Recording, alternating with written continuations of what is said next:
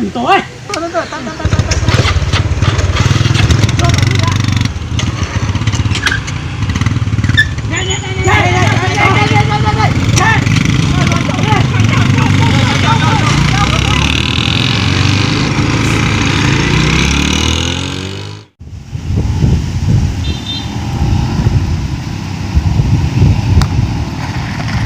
Giờ nó không máy cho thôi.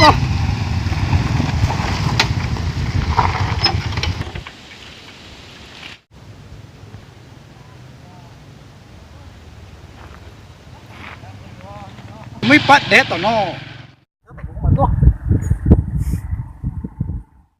Đấy là bé tuần thì nó cái này rồi nữa.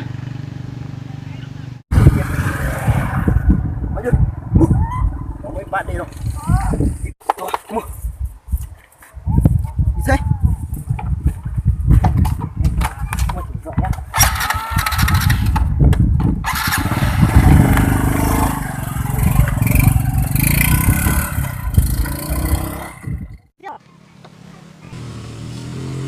Ôi nó tầm tầm ôi nó.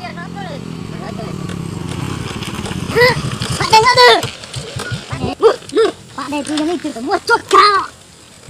Gì nhá. Thôi cút tôi kìa.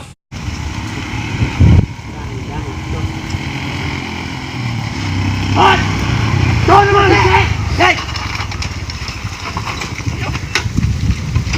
Cái có, bán từ đây phải là bán nó. Yo, chụp cái gì vậy nó? Đây cái chụp cái không? Mẹ à, mà ai ơi? Tao ấy. Mày là ai ở đâu? Tao ở đây. Mày ơi chua. Mày có phải người đâu không?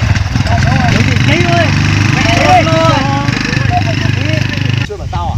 Bảo tao thích thì sao? Mày biết mày không có người ta giết sợ mày đâu. Ê, chưa. Mày không có người ta bảo tao giết sợ đâu. Mày chết rồi. Mày à. Mày chết rồi. Mẹ tao cho cho mày, lần sau đừng có lành thế. Lần sau đừng có lành thế, bảo tao không chết cho mày đâu. Mệt quá. Đi.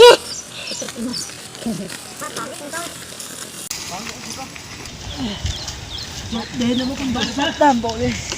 Chia tội á. Cái gì thật to mà cái đây rồi mẹ xí.